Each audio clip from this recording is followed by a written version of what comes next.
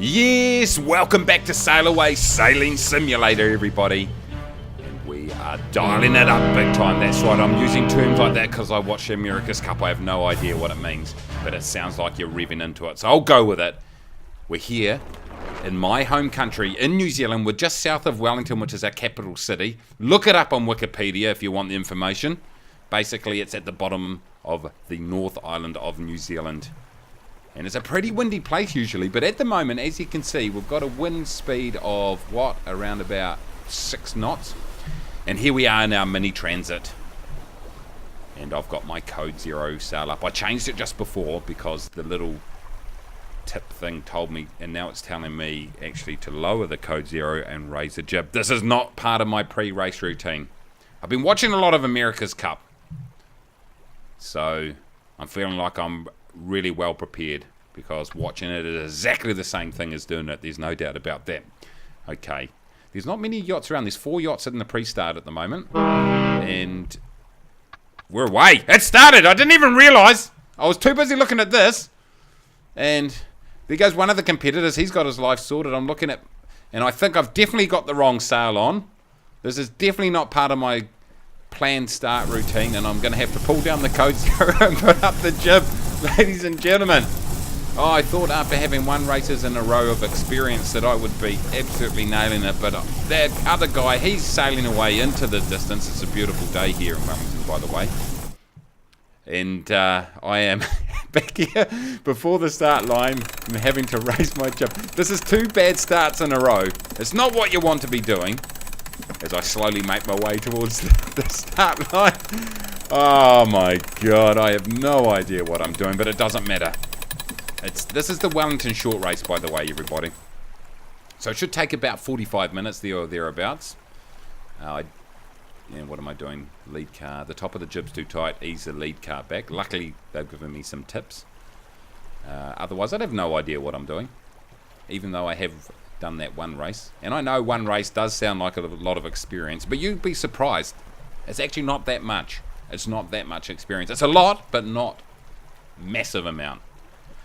I am rambling like a crazy person, but that's what happens sometimes. Just to fill the gaps, you don't concentrate on the fact I'm completely struggling trying to figure out my trim. Anyway, what's it telling me to do? Pull the traveller and ease the sheet. Okay, ease the sheet. I can do that. Okay. All the warnings have gone away, and we are ramping it up big time now. We're up to 2.7 knots. Go, boy. 2.4, 2.3, actually. That's our speed.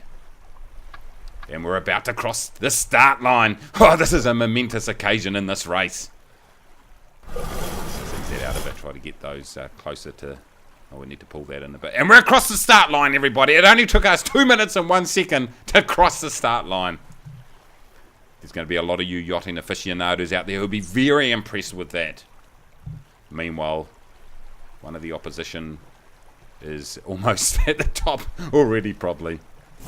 That is not what we were looking for. There's no doubt about that. Anyway. Okay, it looks like we've got some sort of trim together. So we can start making our way up the course. We're going to have to zigzag into the wind, or tack. Okay, guys. As you can see, we're about halfway up the course, and it looks like there's only 1 other guy that's decided to do the race. So it's a match race, everybody, just like the America's Cup. I'm all over that. I am all over it. But he's got quite a sizable lead. I think it was about 0.2 of a mile at last time I looked. The wind's down to around about 6. Okay. Our sail is flattened all over the place, and although I don't know sailing inside out, something tells me that that is not optimal for speed, but we're approaching the top mark. And look at us revving it up now. We're winding it up. I'm constantly having to change the trim here. That's what happens sometimes. And as we round this top mark, we'll just be moving to a sort of a northeasterly course. So we'll retain the same sail that we have on here, which is the jib. And even if they tell me to put the code 0 up, I'm not doing it. I'm not falling for that again. That's it. That's an inexperienced person's trick. And given I'm in my 2nd race, there's no way I'd ever fall for inexperienced tricks like that. I'm pretty much a salty old sea dog. Okay, and we're getting ourselves nicely lined up. Look at that. I zoomed around that mark. That was absolutely brilliant. Now, all I need to do is figure out how I get hydraulic fluid into this so I can get up on my foils. What are you saying? What? Okay, apparently I've just been informed there are no foils on this particular yacht. So, I'm not going to be able to go 3 times the wind speed, unfortunately. It's a little bit disappointing. I was sort of banking on that, given that I've given the guy in front of me about a 0.3 of a mile lead at this point. I thought, you know, once I get up on my foils, I should be able to make some ground up, but apparently no. Also, I did a bit of research while I was offline, and turning on your motor is definitely illegal too. So they've got quite a lot of restrictions in sail races, which makes it difficult. So it looks like I'm just going to have to continue to just, as you can see, I'm just trimming up nicely here. And making our way up to mark number 2. So we can just get this out. There we go. The jib's looking good, and we're almost. Oh, sometimes it gives you conflicting tips. I've noticed. That may not have anything to do with my inability or my lack of knowledge. So don't go down that path. But anyway, we're rocking our way up. We're looking good. We're trimmed nicely. And we're making some nice speed now. Look at that. Up to 6. Nice. Although my opposition, here he goes here. Chris Morris, how you going, mate, if you're watching this? 4.4 ahead of me now. Not looking good. Okay, guys, we're getting across to the top mark here. We should be able to raise our big spinnaker or gennaker once we get around here. So we're looking to make a nice mark rounding. And I think I've turned a little bit too slowly here, and I have now down to 1.4 knots. Oh, that wasn't as slick as I was expecting, unfortunately. Now I've turned way too much. But I think looking at that wind angle, I can definitely raise my gennaker. And look, the tip's telling me to do it. I wouldn't always trust those, by the way. They're probably correct, but, you know, like I said, being an experienced sailor that I am, you know, I make my own calls on these sorts of things. But anyway, let's get this jib out. It's going to need to go right, not get it out, reel it in, I should say. Let's reel that right in. And we need to get our gennaker up, which the technical term for the gennaker is the big puffy sail. It's blue on this boat. I should have gone red. Red's certainly faster, but unfortunately I ran out of money when building this boat, and I had to settle for the blue version.